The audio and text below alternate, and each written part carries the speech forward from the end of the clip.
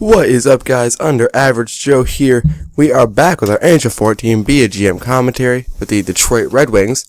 And there's a couple topics I want to go over in this episode, and a couple things we need to do in this episode. But first of all, let's kind of go over our roster and see where we're at. We are officially at free agency, because what we have now, at center, we have Datsuk, Filppula, Helm, and Brunner. Alright, that's all fine and dandy. But Filppula's kind of going downhill, and Helm's, he's in his prime years. But I don't know what was it. Filppula was at an 85 overall last year. Now he's at an 84. I mean, 49 points, a plus 11. He's doing really well. But I want to find somebody maybe that's better. Alright, how awesome would that be? And left wing, we're going to have Zetterberg on the first line, Abdicator on the third. Then we're going to have Franzens on the first line. Tarasenko and Gallagher are going to make up our second line.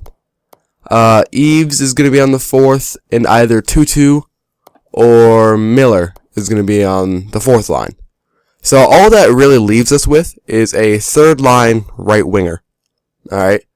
And then on defensemen, we have Kronwall, Quincy, Koliakovo. Now something I noticed is Kronwall had 25 points and a plus 1 last year, while Quincy had 38 points and a plus 18, and Koliakovo had 35 points and a plus 19.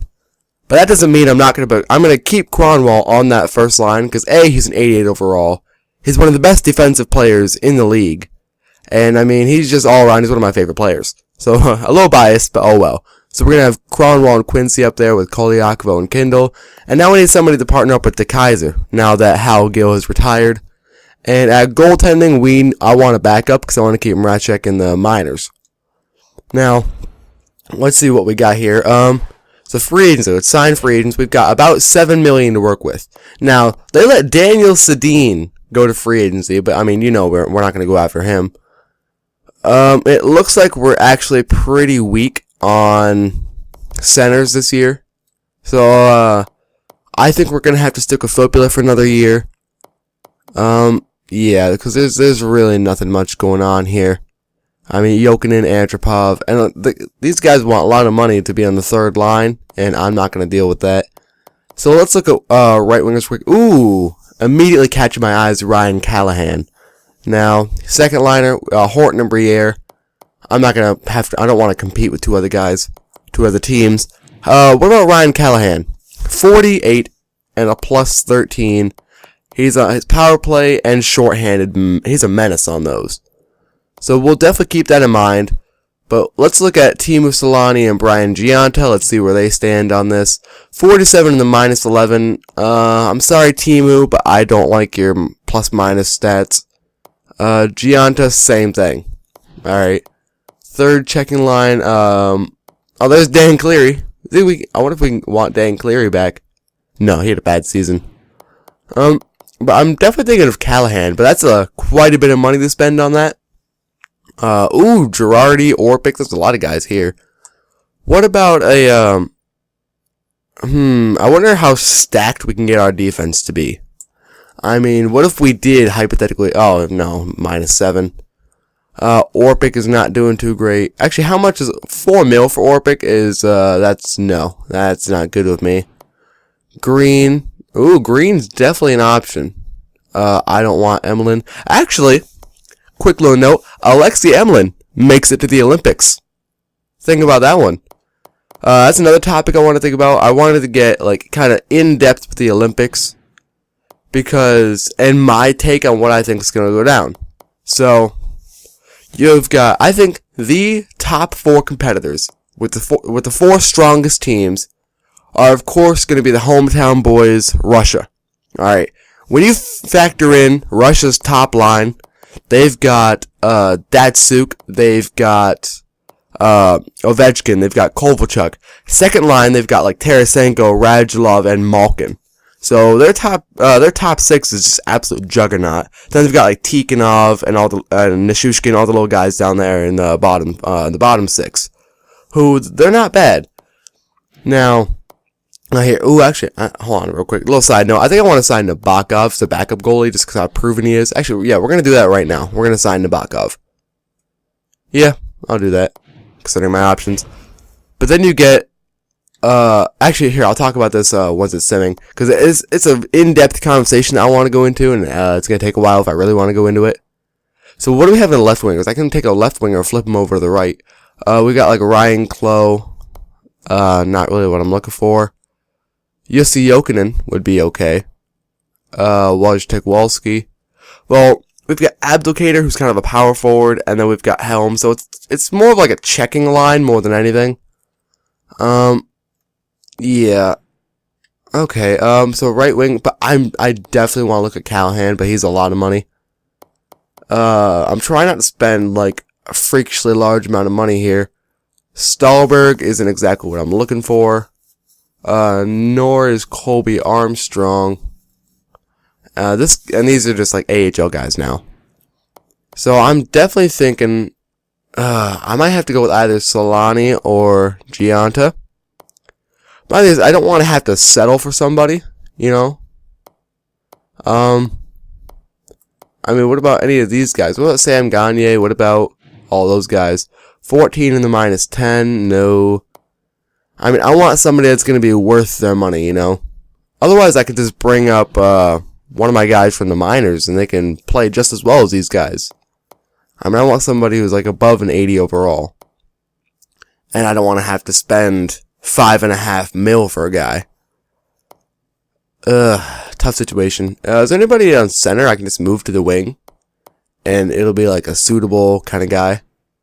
35 and a -15. I might pick up Antropov. Antropov might be...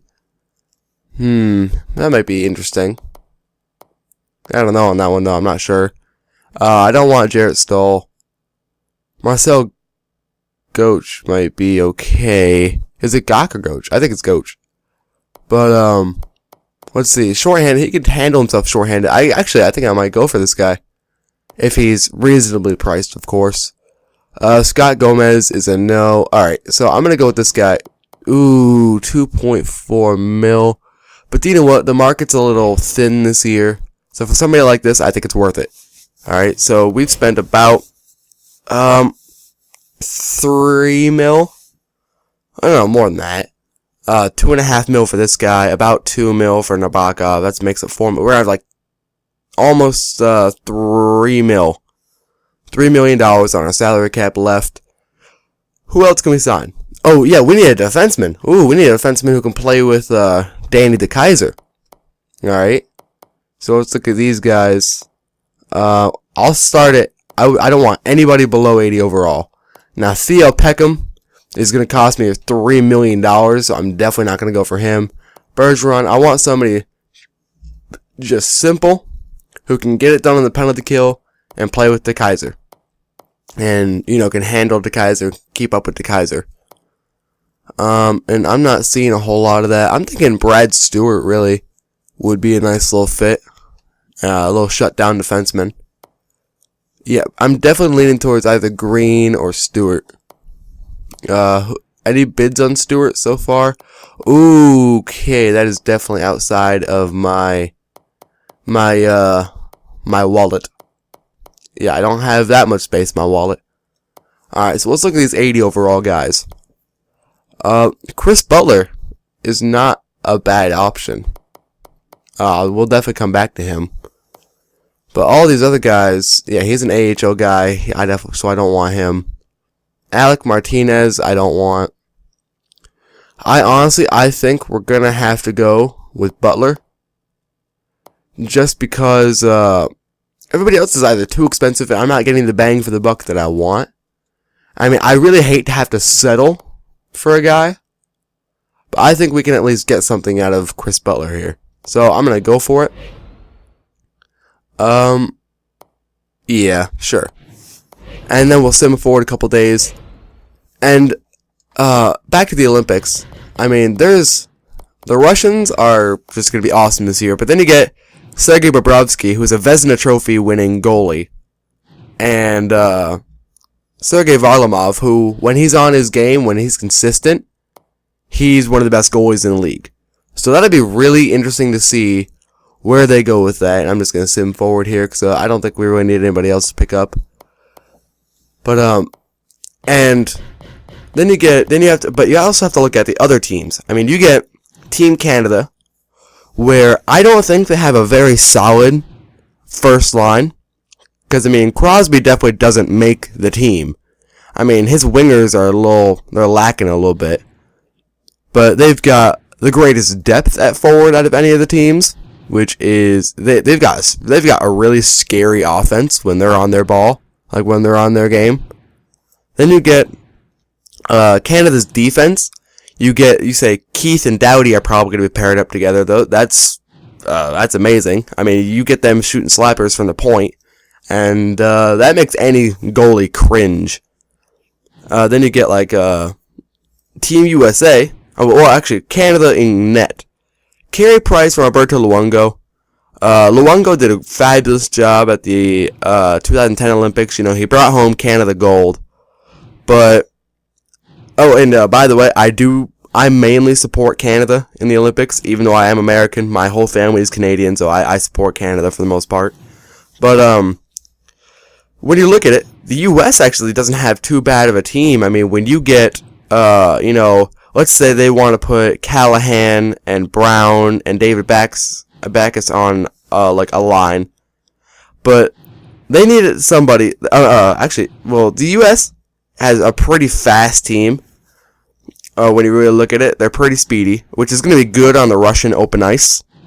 But when they need somebody who can match up against, like a line with Datsuk and Ovechkin and Kovalchuk. I mean, those three guys can deke out pretty much any defenseman in the league, really. When you really want to get down to it, they can take out anybody. And, America, they have some guys that can really take the body. They've got Brown, Callahan, Blake Wheeler, David Backus. But, Phil Kessel, those are guys that can, they can handle, like Datsuk and maybe even Kovalchuk. Okay. Alright, so they want us to get 44 wins now in this season. That's fine. But the way I see it, and the U.S. has a great defense this year, with like Brooks Orpik and Ryan McDonough, all those guys. But can anybody really keep up with the Russians? And this is where we look at Team Sweden. Now, Team Sweden, honestly, I think they've got a scary good team this year. I mean, Team Sweden is looking really good. I mean, when you factor in a top line of, say, Zetterberg, Henrik Sedin, and Daniel Alfredsson, those are guys that, they're gonna get some, big wins there. They're gonna be, they can play the puck, they can move the puck, and they can shoot. I mean, they can shoot like crazy. I mean, and those are speedy guys that can really keep up with, Ovechkin and Datsuk and Kovalchuk, or even like Radulov and Tarasenko from the, Team Russia. But then you get the goaltending of Sweden. They have Lundqvist, but his backups are Jonas Enroth and good old Gustafsson. Where their goalies, like let's say Lundqvist has an off day, he's got his game's off. They really don't have they really can't keep up on the goaltending side of things with the other teams, where you get America, where they have Quick, they have Howard, and they have Ryan Miller. Now, I think Ryan Miller, I'm calling it right now, Ryan Miller is going to start. Alright, I'm calling that right now, where, and then it's going to be Quick, then Howard. Because Howard has not been as consistent. He's been injured a little bit this year. Same goes for Quick, where Miller has had pretty good stats this year on a horrible Buffalo Sabres team, like the 30th overall team in the league.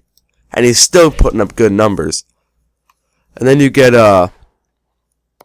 where I think Canada might be in trouble this year. I mean, I'm not saying, they're definitely going to medal. There's no doubt in my mind that Canada will medal. I mean, they're the deepest offensive team. But can their goaltending keep up with the likes of, say, the U.S.? Or can their defense keep up with the Russians? Not the Russians, the Swedes. Where the Swedes have the best defense I've seen. I mean, you get Niklas Kronwall, Jonathan Eriksson, you get Alexander Edler. I mean, that's just to name a few. They've got Oliver Ekman Larsson. I mean, come on. Those are guys that can set the stage to really dominate at that level. And so I mean, it'll definitely be really interesting to see what happens. All right. So for now, that's my little rant. Now we're gonna focus on the actual gameplay, where actually, I'm gonna end it here. I'm actually gonna end it here after that little rant, and I'll continue on next time. We'll look at our rosters, and we'll see where we're gonna be at, where we're gonna focus on going into this season. All right. So on that note, I will see you guys later. Don't forget to like, comment, subscribe, and peace.